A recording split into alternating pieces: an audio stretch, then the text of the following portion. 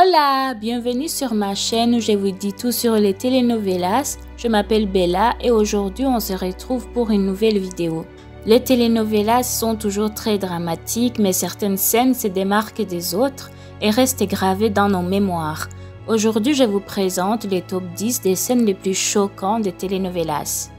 N'hésite pas à t'abonner et activer la cloche des notifications car ça me montre que tu aimes mon contenu et ça m'aide à développer ma chaîne. C'est parti!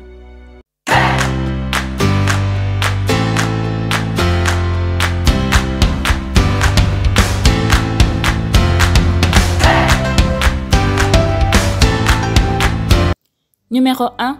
Fernanda del Castillo mange les cœurs de son père. C'est sans doute la scène la plus choquante de tous les temps. C'est une scène qui a fait polémique et a choqué tout le monde. Dans la telenovela La Force du cœur, Fernanda del Castillo apprend la vérité à propos de sa fille. En effet, elle apprend que son père Bernardo del Castillo lui a caché l'existence de sa fille car son père lui a fait croire qu'elle avait perdu les bébés lorsqu'elle est tombée dans les escaliers. Et d'ailleurs, Fernanda s'est engagée dans une vengeance pour rien puisque c'était faux. Elle a bel et bien eu un bébé, une fille pour être exact. Alors imagine, elle qui était complètement folle et dérangée, découvrir la vérité. Sa réaction a été de séquestrer son père dans une cave et ensuite de prendre son cœur et de la manger comme si c'était normal. C'est sans doute la scène la plus violente et inattendue de l'histoire des telenovelas. Numéro 2. On découvre qui est l'assassin dans Santa Diabla. Si tu aimes les jeux de manipulation, il y a beaucoup de chances que la telenovela Santa Diabla te plaise beaucoup, car dans Santa Diabla, les choses ne sont jamais ce qu'elles semblent être. Les méchants peuvent très vite devenir des victimes et tout peut s'écrouler à n'importe quel moment. Alors ce n'était pas étonnant d'être choqué par cette scène où on comprend enfin tout. En fait, depuis le début, Santiago, le protagoniste de l'histoire, est et a toujours été l'assassin de tous les personnages de la série. Si cette scène est choquante, c'est parce qu'on n'est pas très habitué à voir que le personnage principal aimé du public est en fait un assassin impitoyable, je dirais même un sociopathe, car oui, à la fin de la telenovela, Santiago est enfermé dans un centre psychiatrique. Depuis le début, on pensait que les méchants c'était Humberto, mais non seulement Santa finit par tomber amoureuse de lui, mais en plus, durant les derniers épisodes, nous apprenons la vérité.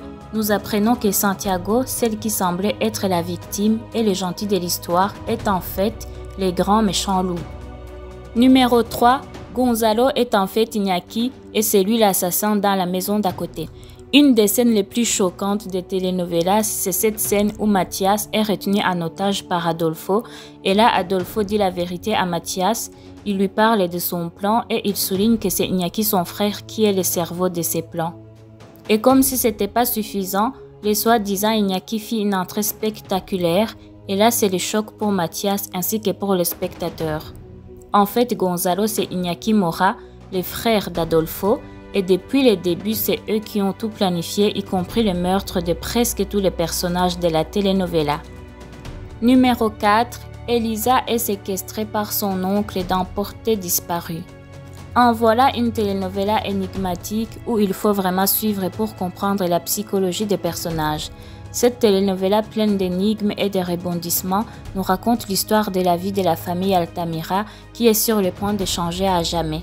Son intrigue tourne autour de la crise provoquée par la disparition d'Elisa, une des filles de l'homme d'affaires Mariano et de Dana. Une fois qu'elle disparaît, les secrets de tous les personnages commencent à être révélés. La paranoïa commence, des histoires du passé reviennent au grand jour et des problèmes auparavant considérés comme des passés refont surface. Donc cela nous permet d'avoir une longue liste de suspects dans sa disparition, y compris des membres de la famille, ses oncles, ses cousins et même ses parents. Alors imaginez notre surprise lorsque la vérité éclate au grand jour et qu'on découvre qu'en fait c'est son oncle Bruno qui était derrière tout ça depuis le début. Mais la scène devient encore plus tordue lorsque nous apprenons qu'en fait Elisa avait une relation amoureuse avec son oncle. Les surprises continuent lorsqu'elle parvient à s'échapper de la maison où elle était retenue contre son gré, mais en s'échappant, elle fut tuée par sa propre tante, Cecilia, donc la femme de son oncle. Numéro 5. Elena tue sa tante Monica dans la peau d'une autre. Dans la peau d'une autre, Elena est tellement jalouse et envie la fortune de sa tante Monica. Lorsqu'elle découvre que son complice Geraldo, le nouveau mari de Monica, est réellement amoureux d'elle, elle décide de changer leur plan qui consistait à empoisonner Monica petit à petit pour pouvoir récupérer sa fortune après sa mort. Mais Elena est tellement dérangée et imprévisible, du coup elle décide de passer à l'action une bonne fois pour toutes pour arriver à ses fins rapidement. Numéro 6. Altagracia Sandoval brûle vif Gabino dans La Doña. Dans La Doña, Altagracia est déterminée à punir tous les hommes qui commettent des violences contre les femmes et dans l'épisode 88 de la série, elle devient sans pitié lorsque Gabino attaque et agresse sa fille Monica. En effet, Gabino amène Monica au beau milieu de nulle part et pendant la confrontation, il pousse Monica du haut de la falaise et la laisse presque morte dans un ravin. Donc pour punir Gabino, Altagracia les brûle vifs. Numéro 7. La mort d'Adela dans El Dragon, le retour d'un guerrier. La saison 2 de El Dragon a laissé les fans choqués et frustrés à la fois. En effet, c'est très rare qu'on voit mourir un personnage principal dans une telenovela. Car par tradition, les telenovelas se terminent toujours bien et les protagonistes sont toujours récompensés pour avoir fait du bien, tandis que les méchants payent pour tout le mal causé. Mais dans la telenovela Netflix de Sébastien Rulli et Renata Notni, les choses ne se déroulent pas ainsi. Le personnage d'Adela, qui est joué par l'actrice Renata Notni, meurt de façon violente dans une explosion de voiture dans le dernier épisode de la telenovela. Et beaucoup de fans n'ont pas du tout aimé cette fin ridicule. En effet, le fait d'avoir tué Adela au dernier moment décrédibilise une si bonne telenovela d'action qui nous avait tenus en haleine tout au long des épisodes. De plus, le combat final était pathétique et n'était pas à la hauteur d'un samouraï soi-disant guerrier. Numéro 8. Anna Laetitia tue Claudia dans Les 3 visages d'Anna. Comment oublier cette scène violente de la telenovela Les 3 visages d'Anna où Anna Laetitia et Claudia se disputent pour Mariano et là, Anna Laetitia perd le contrôle et poignarde Claudia à plusieurs reprises. Ça fait froid dans le dos. Numéro 9. L'accident de Sonia dans Ruby. Bien que cette scène puisse paraître très dramatique, ce n'est pas pour autant qu'elle n'est pas choquante. Dans la telenovela Ruby, Sonia et l'ambitieuse et manipulatrice Ruby sont amoureuses du même homme, Alexandre, et lorsqu'elles s'affrontent dans une maison en verre, durant leur dispute, un de verre est brisé et Sonia tombe. Ainsi, elle meurt sur le coup, et il faut avouer que même Ruby était choquée. Numéro 10. La mort de Vicky dans Les Prix du Pardon. Vicky est un personnage très aimé du public grâce à son caractère d'une jeune femme qui sait ce qu'elle veut dans la vie et à cause de son côté rebelle.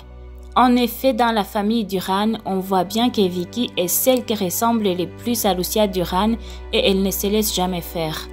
Dans la telenovela Les Prix du Pardon, Vicky tombe amoureuse d'un jeune homme, Octavio Mondragon, et plus tard ces deux-là se mettent à enquêter et à découvrir des choses terribles sur la tante de Vicky, donc sur Liliana Duran, la méchante de la telenovela. Et lorsque Vicky affronte Liliana, elle la pousse dans les escaliers. Il faut avouer que ce coup-là c'était un accident, nous le savons bien parce que Liliana a même pleuré en apprenant la mort de Vicky. Lorsque les médecins prennent en charge Vicky qui était en plus enceinte, les choses se déroulent très mal. Vicky meurt sur la table après avoir accouché son bébé. La mort du personnage de Vicky fut un choc pour les fans en raison de sa jeunesse et des circonstances de sa mort. Ainsi, elle laisse derrière elle un bébé et un homme qu'il aimait depuis les débuts de la telenovela. Voilà, c'est tout pour aujourd'hui. N'hésitez pas à vous abonner et activer la cloche des notifications pour ne rien rater.